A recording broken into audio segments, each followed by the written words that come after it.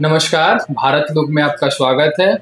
आज हम बात करने वाले हैं बिहार के सबसे बड़ा आज का मुद्दा ये है, क्या नीतीश कुमार फिर से पलटी मार सकते हैं या नहीं मार सकते। तो हमारे साथ हमारे गौरव जी हमारे साथ हैं और इनसे हम बात करेंगे क्या नीतीश कुमार फिर से पलटी मारेंगे या नहीं मारेंगे। कल से एक मुद्दा शुरू हुआ है बिहार में। हाँ। ये पूरी चर्चा की शुरुआत होती है पूर्व प्रधानमंत्री अटल बिहारी वाजपेयी की जो शताब्दी महोत्सव मनाया जा रहा था, पूरे देश में मनाया गया। तो बिहार के जो मुख्यमंत्री हैं विजय सिन्हा ने एक बयान दिया भाजपा कार्यालय में और उन्होंने कहा कि बिहार में पूर्ण बहुमत की भाजपा सरकार होनी चाहिए, यानी भाजपा की अपनी सरकार होनी चाहिए। तो अब जब ये बयान दिया गया तो कुछ लोगों ने कहा कि क्योंकि वहां पर अभी गठबंधन की सरकार है, जेडीयू नीतीश कुमार साथ में है, तो अब उसके बयान के बाद चर्चा ये शुरू हुई कि क्या भाजपा आगामी जो विधानसभा जो 4-6 महीने में चुनाव होने वाले हैं उसको लेकर भाजपा जो है कोई नया प्लान बना रही है। क्या इस बार नीतीश कुमार को ड्रॉप कर देगी या फिर कुछ ऐसा ही खेला जैसे महाराष्ट्र में जैसा खेला हुआ कि एकनाथ शिंदे को पहले फ्रंट फुट पे रखा और अब बीजेपी जो है उस तरीके से आई। तो उसके बाद ये बयान आया। इस बयान के बाद फिर आरजेडी के एक नेता हैं, विधायक के भाई बताए जाते हैं, वीरेंद्र उनका नाम है, उनको लालू परिवार के बहुत करीबी बताया जाता है।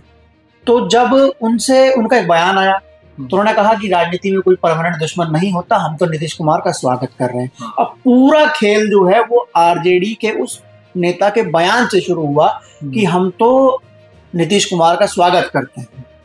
आप बिहार से, आप बखूबी बिहार की राजनीति के बारे में जानते हैं।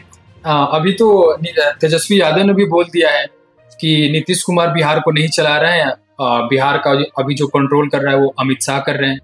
हाँ, देखिए तेजस्वी यादव जो है वो लगातार मतलब टिक टैक करते हैं, बयानबाजी खूब होते हैं, मीडिया में खूब रहते हैं। अभी मामला ये था कि बीपीएससी के स्टूडेंट जो है वो गर्दनी बाग में प्रदर्शन कर रहे थे, तेजस्वी यादव सब कुछ छोड़ के अपनी यात्रा छोड़ के वहां पर पहुंचे, उनसे मिले तो उन्होंने एकदम से हमला बोला कि सीएमओ जो है वो भाजपा के गिने चुने 4 नेता चला रहे हैं, नीतीश जी नहीं चला रहे। मतलब एक तरीके से वो ये मैसेज देना चाहते हैं पूरे प्रदेश की जनता को कि ये जो लाठीचार्ज हुआ है छात्रों के ऊपर ये बीजेपी ने करवाया। मतलब इसमें एक तरीके से वो नीतीश कुमार को सेफ भी कर रहे हैं कि ये लाठीचार्ज जो हुआ है वो नीतीश कुमार की वजह से नहीं हुआ है, ये बीजेपी के लोग जो कंट्रोल कर रहे हैं उन्होंने करवाया है। तो वो तेजस्वी जो देखे, तेजस्वी ने सॉफ्ट कॉर्नर दिखाया है नीतीश कुमार के लिए।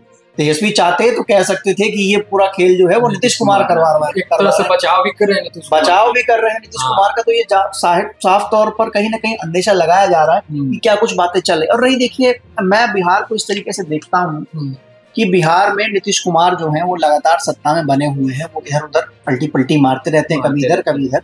तो कुछ अनुमान ये भी लगाया जा सकता है कि शायद 2025 विधानसभा चुनाव है, इससे पहले नीतीश कुमार आरजेडी के खेमे में भी आ सकते हैं। और ये कोई नई बात नहीं होगी, इससे पहले भी वो आए हैं। वो तो इधर कभी जाते हैं कभी आते हैं, पलटू चाचा उनका ऐसे ही नाम नहीं पड़ा बिहार में। हाँ, लोग बाग उनको पलटू चाचा कहते हैं कि राजनीति में पलट जाते हैं तमाम चीजें। देखिए, मेरा मानना है कि अपनी अपनी राजनीतिक महत्वाकांक्षाएं होती है ना।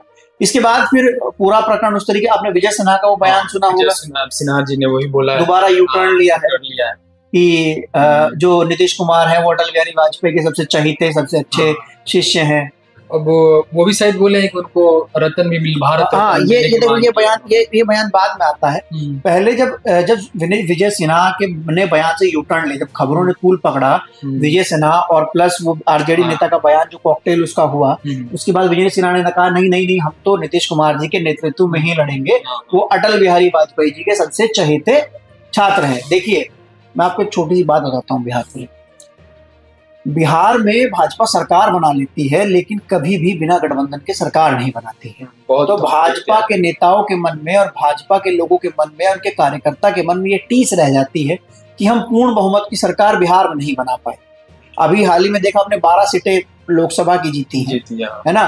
तो और नीतीश कुमार के नेतृत्व में उनको काम करना पड़ता है। मतलब एक तरीके से एक बड़ा फेस ये जाता है कि नीतीश कुमार बिहार के सीएम है, बीजेपी उनके साथ वहां पे लगी हुई, कोई और काम करता है, फेस नीतीश कुमार का रहता है। देखिए, वो तमाम पॉलिटिकल पार्टीज आरोप लगा सकते हैं कि कौन किसका फेस रहता है, किसका नहीं रहता है। लेकिन जो आरोप लगाए जाते हैं, जैसे तेजस्वी ने आरोप लगाया कि नहीं, नीतीश कुमार तो सिर्फ मुखौटा है, चेहरा है, ये सब कुछ जो करवा रहा है वो बीजेपी करवा रही है। तो अब तेजस्वी ने यहाँ पे सेव करने की कोशिश की कि नीतीश को इसका नुकसान ना हो चुनाव में। तो जाहिर सी बात है कि तेजस्वी को के पास कोई ना कोई शायद इन्फॉर्मेशन हो, कोई एंगल हो, कोई महत्वाकांक्षा हो, अंदर की बातें उनको कुछ अंदर की बातें पहुंची हो। दूसरा मैं आपको बताता हूँ कि कल एक बैठक थी दिल्ली में एनडीए के घटक दलों की, जिसमें चंद्रबाबू नायडू पहुंचे, एनडीए के जितने सब संगी साथी हैं सब वो पहुंचे, लेकिन नीतीश कुमार नहीं पहुंचे। नीतीश कुमार के जो पार्टी के कुछ लोग जैसे ललन सिंह उसका नेतृत्व कर रहे थे। तो कुछ लोगों का ये भी कहना है कि नीतीश कुमार का उस बैठक में ना जाना।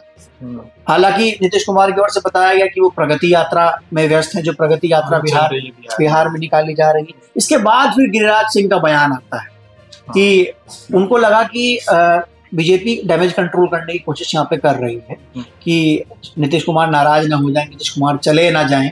तो ऐसे में बीजेपी की और गिरिराज सिंह ने कहा कि नहीं, नीतीश कुमार को तो भारत रत्न दिया जाना चाहिए। अब मैं इस बयान में भी दो चीजें देख रहा हूँ कि अगर नीतीश कुमार को भारत रत्न देने की बात कर रही है बीजेपी, तो क्या उनको एक्टिव पॉलिटिक्स से बाहर करना चाहती है?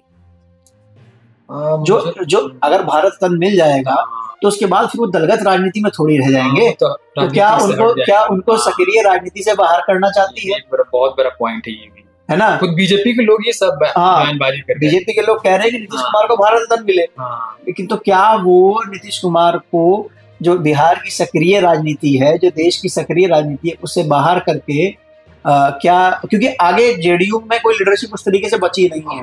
जेडीयू मतलब नीतीश कुमार के अलावा जेडीयू में भी देखा तो कोई बहुत बड़ा फेज नहीं है, ना ही नीतीश कुमार के परिवार से कोई है। और जो जेडीयू के और नेता है उनके कहीं ना कहीं संबंध भाजपा से बताए जाते हैं, नजदीकी उधर बताई जाती है।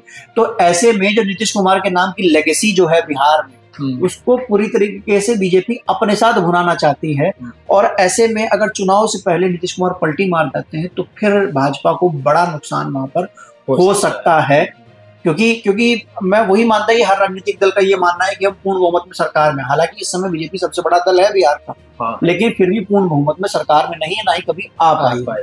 और रही बात आरजेडी की, तो आरजेडी इस बात का फायदा उठाना जानती है बहुत अच्छे से, क्योंकि तेजस्वी यादव के पास अभी एज भी है और बीजेपी इसी चीज से डरती है, क्योंकि तेजस्वी यादव फेस है, उनके पास उम्र है और आगे लंबे समय तक वो नेतृत्व कर सकते हैं। अभी जो तमाम चीजें चल रही है, बीपीएससी वाला मुद्दा था, इस पे घेरने की बात सरकार को हो रही है। मतलब बहुत सारी पार्टियां, आरजेडी को और जनसुराज पार्टियां भी हो गई, सारी पार्टियों तो घेरने की कोशिश कर रही है बीजेपी को और नीतीश कुमार को भी।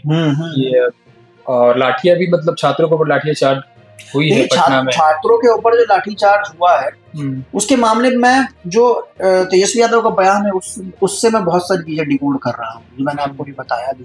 उसके बाद फिर गिरिराज सिंह का जो बयान है उससे बहुत सारी चीजें डिकोड हो रही हैं।